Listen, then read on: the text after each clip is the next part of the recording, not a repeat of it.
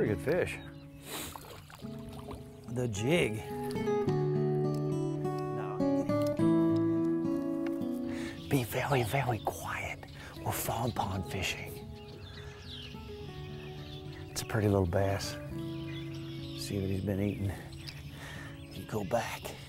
Don't tell anybody what just happened. We are fishing today in a farm pond, a well-managed, I guess you'd call it a lake. And it's springtime, which is the time to get out and get after good bass.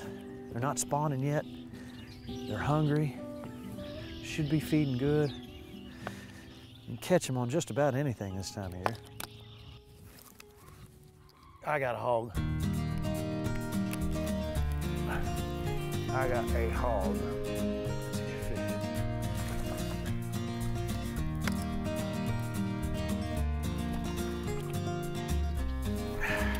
The skunk is officially out of the boat. But that's a whole lot of fun right there when you catch a bass that size. That's the thing in Kentucky. If you got a body of water and manage it properly, there's a whole lot to that.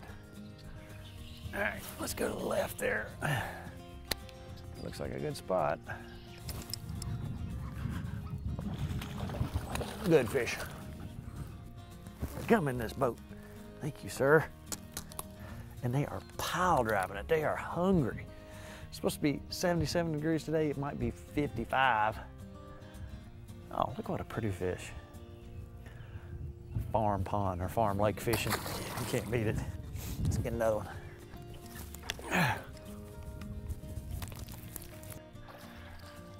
They like the jig today. Oh, come on up here, you pretty fish.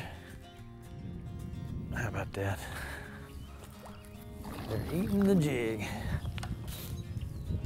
It's not bad, boy, that's pretty. Tell you what, that has been a good spot right there.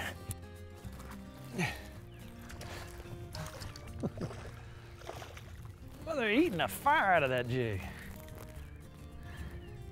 We've got, I bet you, 10 fish in 20 yards of water on the amazing and astounding Jig and Pig. Today, nothing fancy, just a ½ ounce jig with a Zoom salty chunk. It's a pumpkin color. You just put that on the tail end of it there. Makes it look like old crawdad moving through the water, and whatever they think it is, they like it today, apparently. We've tried everything in the world, but it seems like they're wanting this, so just on this one area up here, we've caught I don't know how many fish.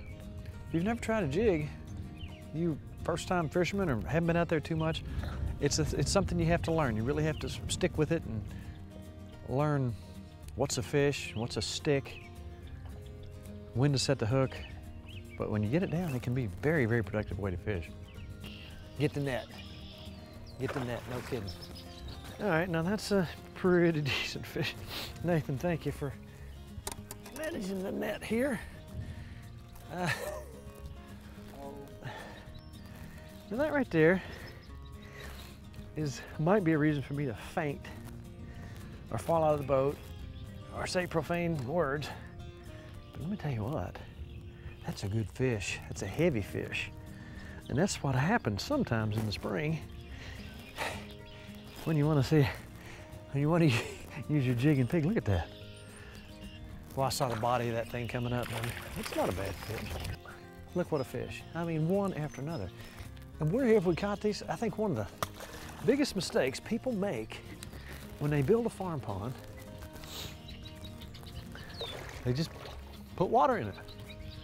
And working in fisheries and learning from those guys, the most important thing you can do in any body of water is have structure for bass.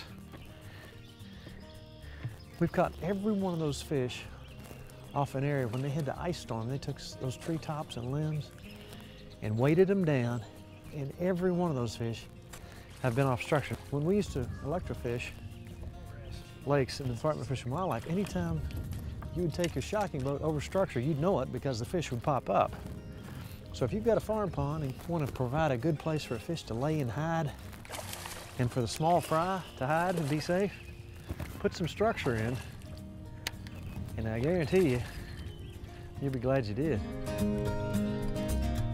If you've got a good pond and you can fish it, early spring's a good time to catch a great big one pre-spawn. Don't overuse the resource. Don't take all the bass out. Turn them loose. Turn the big ones loose. Have fun, be respectful. Show the farmer your appreciation, and he'll probably let you come back. And remember, all these tactics work on any body of water, not just farm ponds. Enjoy all our resources. We got so many lakes, so many places to get out and try this sort of thing all over the state. I'm gonna catch one more. Oh, and there he is. Has he still got it? Yes, he does. Big, big, monster big. Oh man, what a fish. What a day. Nice fish.